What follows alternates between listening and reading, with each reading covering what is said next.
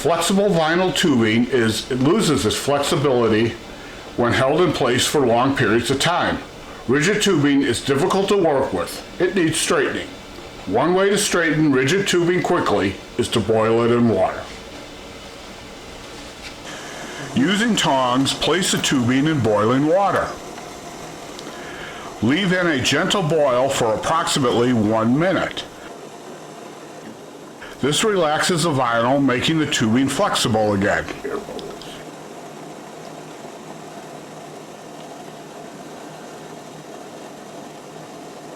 Have a towel ready to hold the tube when you pull it from the water. Using the tongs, carefully pull the tube from the water and bring it to a flat surface, such as the kitchen island.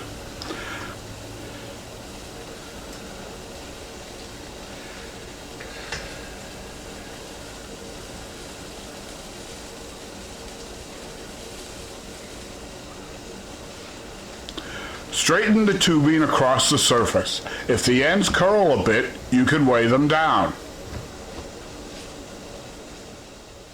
After about 5 minutes, the tubing should be ready to use. You can use this method on newly purchased vinyl tubing that's rigid from the manufacturer. Thanks for watching.